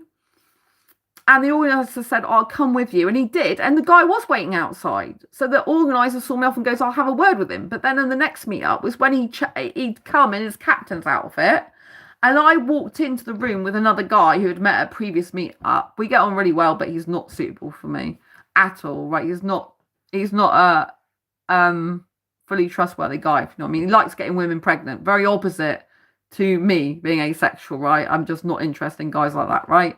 He's very gossipy as well, so he'll probably, you can't really tell him everything without him shouting it to everyone. But in terms of actually talking, banter or whatever, we get on really well, which is, it's good, but it's not good, if you know what I mean. So anyway, I walked in with him because I knew him from a previous meetup. I sat down with him. And then the guy who ended up stalking me in this meetup from the other meetup, he came up to the guy, and I heard him say, are you with her? Like, in a relationship? And I'm thinking it's got nothing to do with him. Like, I wasn't, but I'm thinking, oh my God, he must be asking this because I know that he's interested in me. Because I told him no at the previous one, like meetup. And anyway, he then had it on his phone and said, is this you? Because I told him that the episode that I'm in, Torchwood, series 1, End of Days, running away in Cardiff City Centre from a monster, and I'm in a white PVC jacket, and I was on the trailer, the TV trailer for that as well. Then I told him that it's on the internet still, the previous meetup, before he started like asking me to go back to his place, because I didn't know he was going to end up doing that. And so he'd been searching for it on the internet, and he'd taken a screenshot, and he came with his phone. It was next to the guy, asked the guy if he was with me. in a relationship. That's where he was getting. And then he went across the guy and held the phone up to me and said, "Is that you?" I'm like, "No." And even one of the other guys said, "That looks nothing like you." And I'm like, "No." And then but I wasn't until afterwards I realised why he was in a captain's jacket. So I was thinking, why is he dressed up with a cap and everything? Like, captain of a ship. And then I'm like, oh, it's because I said like Torchwood and Captain Jack Harkness is in it. And then he did all that for me. But it was really bad because when I was going around the meetup, he literally was stalking me. Like everywhere I went, every person I talked to, he would come up and hover. And they didn't know he was stalking me. So they were just like welcoming into the group of talking. You know what I mean? Because when you're going to a big meetup, this meetup has gone from being small to like 100+ people. So I was going all around the room trying to get away from him, and he was following me and hovering, and it was awful. And then I went up to the bar, and I was talking with the guy actually that I was sat with. I went up to the bar, and then there was another guy in the queue, and I shook his hand and said hi, and I said, "I'm Sandra." He goes, "Oh, you're Sandra," and I'm like, "Yeah." And he's like, "Oh, there's a guy in there looking for you." I'm like, "Oh, right, okay. I've already told him I'm not interested." And then when I went back, right, then I was moving around, but I found out one of the other guys that had been at the meetup, he was a liar. He admitted that he lies. And then because we got talking about a girl he's interested in, and then he was on about, oh, I cheated on one of my ex-girlfriends, and I'm like, if you're gonna cheat on this girl, just don't even bother approaching her. She doesn't need that. If you're gonna want sex, just go on a dating site, tell them you just want to hook up, and that's all you want is sex, and get someone like that. Do not be in a relationship, because he wanted my relationship advice, and then you revealed he's cheated on a past girlfriend. And I'm like, no, you shouldn't get into a relationship with this girl, because he was like, oh, I'm worried if I split up with her, well, her dad will think. I said, well, if you're thinking about splitting up with her before you even get with her, no. And then he's like, oh yeah, because I had an ex-girlfriend and her dad found out I cheated on her and he was really bad. And I'm like, oh my god. I'm like, don't get in a relationship with her, don't do that to her. I'm like, just because clearly you can't be monogamous, you're not interested in real monogamy. So just go on a website and say that you want to hook up and have sex, and that's it. Just go and get with this girl and break her heart like you broke the other girl's heart that you told me. And he goes, oh, I hope you're still going to speak to me now. Now you know I'm a liar. I'm like, oh my god, this is a meetup I've not gone to, and I've had to stop going to. I don't know if we'll never go to it again, but at the moment I'm like, this is just terrible. And then I went over to another table and thought I'll speak to a guy who looks like the type of guy I wouldn't usually speak to. Someone different. So I went and spoke to that guy, and then I found out he's only got a really luxurious apartment, really expensive, because he wants to have women to his place for sex. And I'm like, oh my god, this is an asexual's nightmare, right? Wherever I go, there's liars because they've cheated, on their girlfriend because they had sex with another woman, or there's a guy who's stalking me for sex, or there's a guy who's just basically got a really expensive place to get women back to his place for sex. I'm like, what is going on? It doesn't matter where I go, they're just wrong guys for me, wrong people for me, and just, oh my god. So anyway, so then I eventually end up speaking to this guy, Chinese guy, and he was quite nice to talk to, an older guy than I would usually talk to. But then the stalker came over, and he literally was hovering, because he kept doing this wherever I went. He kept hovering, so people would invite him into conversation. And this, first of all, before this, he actually got the stalker guy. He got dressed in the captain's outfit. He actually got another guy to come across the room to me and tell me, oh, you see that guy there? I'm like, yeah. He goes, oh, that guy really likes you, but he doesn't know how to tell you. I said, I already told him at the last meetup I'm not interested in going back to his place. I'm asexual. I'm not interested in sex. And the guy goes, oh, so what's asexual? So I started talking to a guy about asexuality. Turns out he thinks his wife is asexual. So that was a productive conversation. Because he says, oh, my wife isn't romantic either. He said, I think she's non-romantic, but she sounds like she's asexual as well. I said, oh, she'll be aromantic asexual and not romantic, attracted to anyone, not sexually attracted. He goes, yeah, that's it. So he discovered his wife's not just non-romantic, she's asexual as well. So had I not spoken to him, had that guy not tried to get him to do his work for him, then we wouldn't have had that conversation. So it was good for him. But, I told the organizer, he's, where there was a person at the bar who knew of me, and because he was trying to get, get him, he was trying to find me or whatever. And then there's another, I said, and he's just tried to get someone else.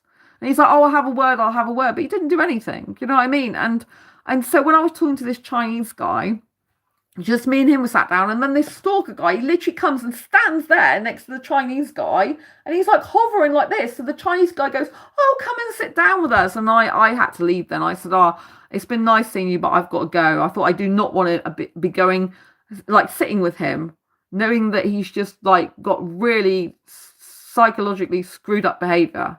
Do you know what I mean? He just can't leave me alone.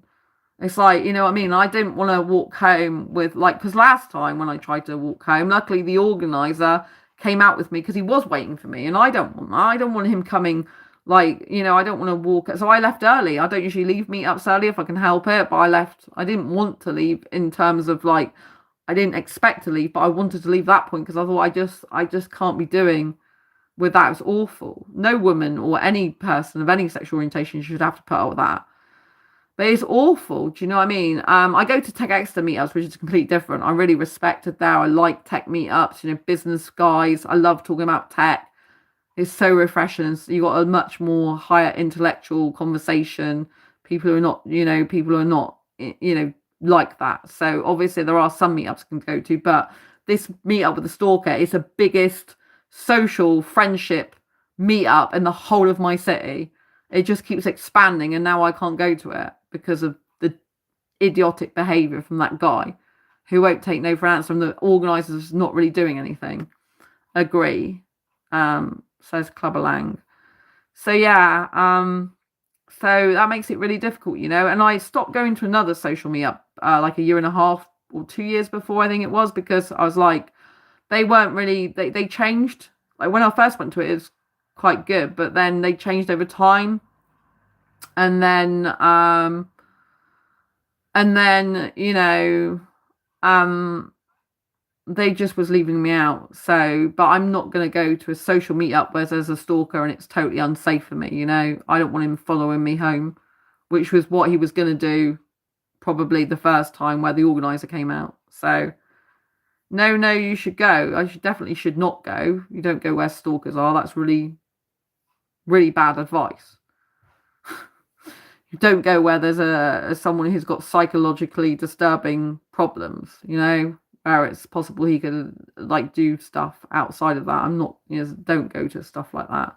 It's not safe for me. I do not want to be around someone who's a liar, someone who's a gossip and likes sex with women, someone who's a womanizer and then a stalker. You know, definitely it's a very, very bad advice. I don't know why you're advising me to do that.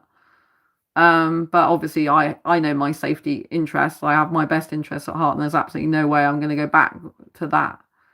If you show you're crazy, they'll stop. I'm not crazy. Thanks very much. Don't be ridiculous. I've already told you I'm not interested. I've already told you on this channel, I've already told him I'm not interested. So you should never, ever give that advice. I don't know why you're writing it to me. It's very disrespectful. Do you know what I mean? So, and I like people on here that are respectful. So it's totally out of the question. You know what I mean? Whatever he's there, I can't go because I'm not prepared to put my life in jeopardy.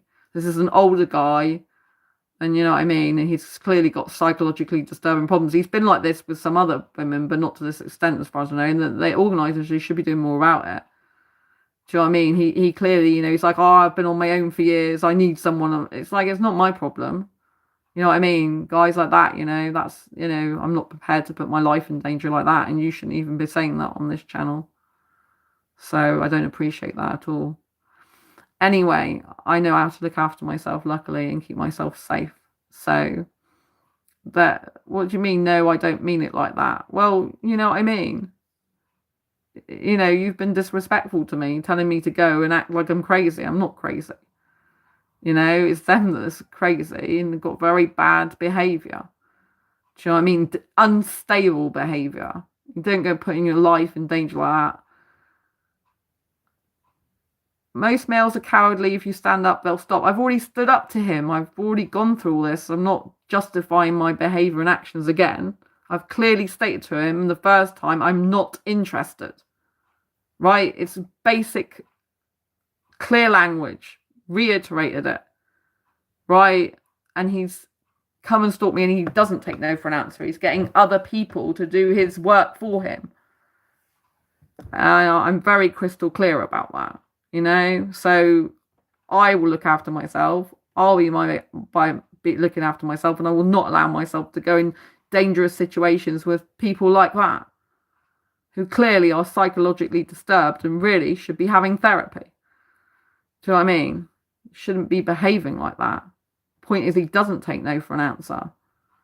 You know what I mean? It's awful being around there, being stalked all the time. I don't wish that on anyone. And for my audience to know, do not accept that behaviour, you know.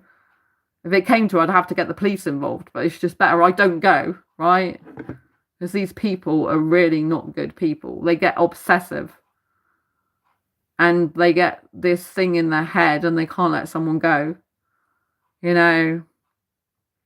It's really, I mean, the organisers should be doing more about it. It's disgusting. They should be doing more about it. They should not be having it's harassment. Like, it was just fine, you know, like it was outdoors. I was under the area of the, you know, like going around in the you know, this area was outdoors, so it was massive. But, you know, he just kept following him around and getting other people to come up and say that, you know, about he's interested in you. It's disgusting. You know what I mean?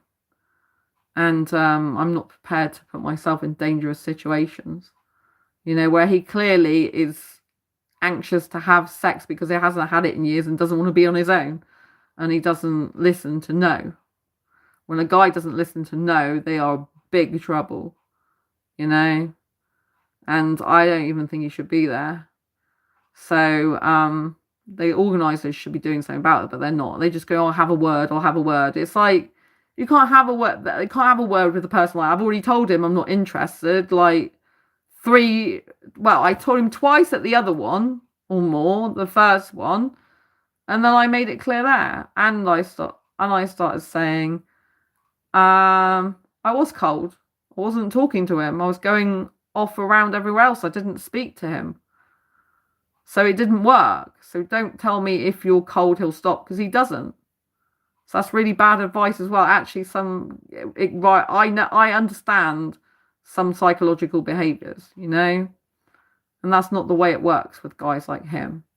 If you're cold, it makes him come, you know, like I said, I wasn't even speaking to him. The only time I spoke to him was the time he put his phone and goes, was this you? And I had a guy with me at the time who I'd come in with, and he was like sticking the phone in my face. And I'm like, no, that's not me. And I was just walking away from him, consistently walking away. So it doesn't work.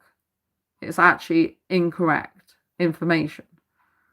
Do you know what I mean? And some guys see that more as a challenge. If they want something and you are cold with them, sometimes it makes them want you more if they're psychologically disturbed and haven't got a moral compass, which clearly he hasn't.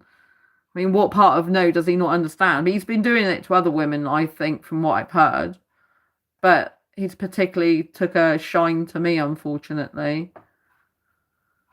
So it's disturbing behaviour. Do you know what I mean? But you know, like, obviously, I'd rather not go. I don't want to get the police involved. But I have got, you know, had to get police involved when an ex wants.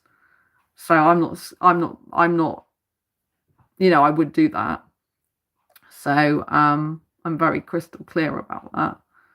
Do you know what I mean? But sometimes the best thing you can do for yourself in life is to remove yourself from a situation, not stay in a situation that's dangerous for you. That's just really bad advice. And it's, you know, I just need to go from there. So, you know, there's, like I said, there was a lot of other people who weren't good for me as well. So, do you know what I mean? But, you know, if he somehow stops going, unless they tell him to stop going, I don't think he'll ever stop going. Because I just think he likes latching on to people. But, you know, it's disturbing. So, anyway, I was really happy I went to the Writing Meetup tonight, a few hours ago. That's the main thing I came to talk about on this channel. I was really happy that I went to the Writing Meetup. Respectful people there. Nice, different people. This was my favourite writing meetup I've been to so far. This is my third one. It's like a social meetup for writers because I already know how to write. I've been writing books for years on Amazon, and I'm publishing them on Amazon, I should say. And so, yeah, the writing meetup was great. I talked to a lot more different people, And I just, because obviously I'm going to end my stream soon, but I just wanted to, recap saying, I talked to a lot of people. A lot of people were educated about asexuality, which is great. Everyone took it really well. And then the one person that found it difficult, she actually, has taken screenshots of my books now and said she'll look at it. And, she had a proof that asexual is real from the guy who was sat next to her. He'd been in a relationship with an asexual person. So I just thought that was really, really good. And it was nice because I had different conversations with different people. I had quite a lot of difference of opinions with people, for example, on AI and social media and stuff. So that's always, we have to agree to disagree, whilst trying to hear each other out as well. So that's quite interesting.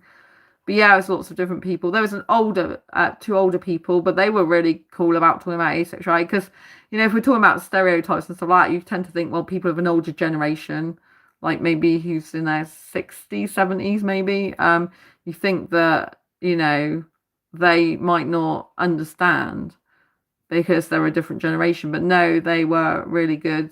And they said, oh, it's fascinating, this. And so I really like it when I get really good reactions. Like, I know some people are not going to react well to it, but it's always harder.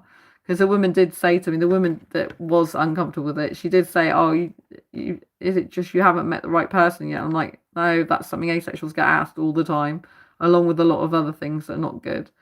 So I said, it's not about that. I said, if I wanted to have sex, I would. I'm just not interested in it. Do you know what I mean?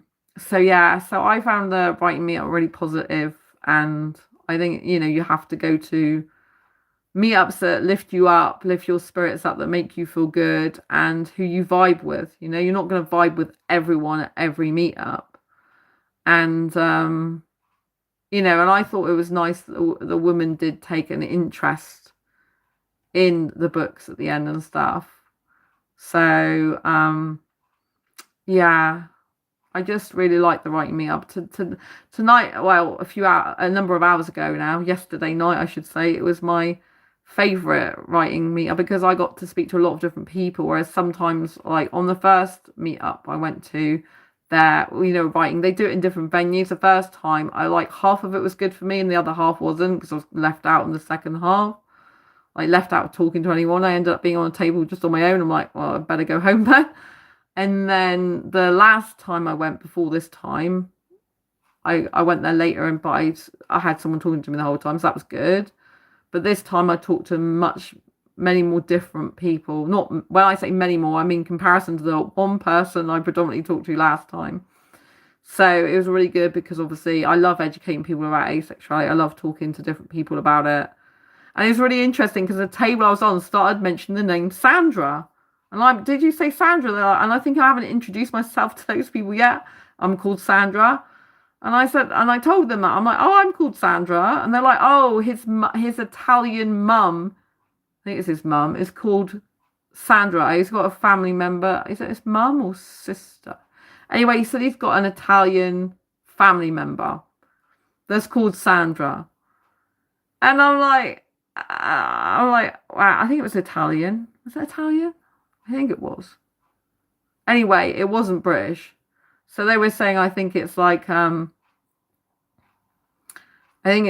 foreign name. And I said, and then they started saying about the word Alexandra. I said, well, I know that Alexandra is a foreign name, but I don't think Sandra is, as far as I know. I'm British. I don't have any foreign ancestry as far as I know.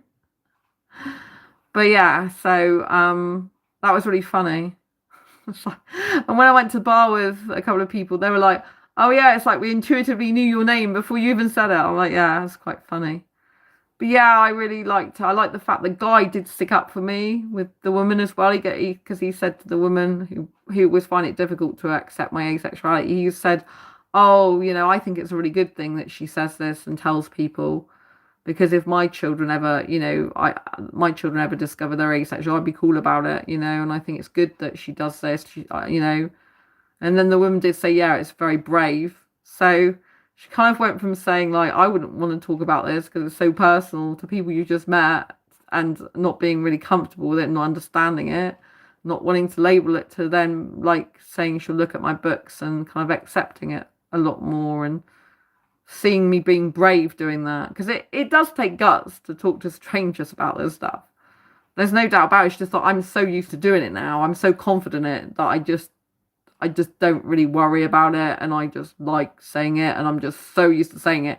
Although it's personal, it's not too personal to me, because it's like, I'm not having sex. I haven't had sex since 2011, and I only did that because I thought I had to as part of a normal relationship, because that's what society dictates. And do you know what I mean? For me, it's like I'm so disassociated in terms of like from sex, because or disconnected from sex because I don't have it. So for me, what I'm talking about is more like matter of fact, more educational.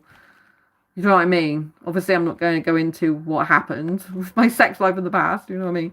That's not their business unless I had to say anything for educational purposes, which I don't. But yeah, so I just really liked, you know, like educating. I thought it was really nice that guys stuck up for me and said to her, I think it's a really good thing.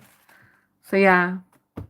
So anyway, I thought I'd share that, and it's really good for the asexual community, and it's nice because I used to hold asexual meetups in my city for like 5 years, but I stopped doing that in 2023 because I ended up doing other things, and I end up going to meetups now, different meetups, and talking to other people about it, with people who are not asexual, you know. So it makes a good difference because I'm spreading awareness throughout the city and different meetups I go to. So it's all good, you know. Any asexual awareness is really positive, because the more we understand asexuality, the more people that get to know about it, the more we can hopefully find more partners for us. I did bring this up as well. I said to the woman that it's very good because the more people that come out as asexual, the more easier it is for us to find other people that are like us if we want a relationship, like a romantic relationship or a partner. Because, you know, because like 1% of the population is asexual, that's like 1 in every 100 people, right? Millions in the globe. But, you know, we don't know who's asexual. So more and more people come out, it's easier to be able to find someone for a relationship, you know, where that person can live without sex as well, basically, if they're an asexual that can. Some asexuals on the more grainy end of the asexual spectrum still want a sexual component, which as a pure asexual, I don't really understand, but I get it from a educational point of view, and the fact that I'm inclusive of all asexuals. It's just personally for me, I find that hard because I'm not interested in that. So yeah. But anyway, I'm gonna love you and leave you for now. Thank you so much for being here in chat. Thank you to everyone that's been here. I really appreciate you. And don't forget to subscribe and hit the bell icon. And I'll see you soon next video live stream. Lots of love. Don't forget to grab my books on Amazon, or you should be able to order them from any good bookshop. That's Asexual Perspectives, 47 Asexual Stories, Love, Life and Sex, Acceleration of Asexual Diversity. Also, especially if you like dating relationships or you just want more psychology of relationships, get Diary Confessions of a Hyper-Romantic Asexual, 78 Life Lessons to Ace Your Life. And if you want to know how to reduce pain up to 25 aspects of your life, if you've got fibromyalgia, even if you haven't, this book is a great read. It's also an autobiographical superhero style book as well. So yeah. Anyway, thanks for being here. See you soon. Next video live stream. Lots of love. Bye. Take care.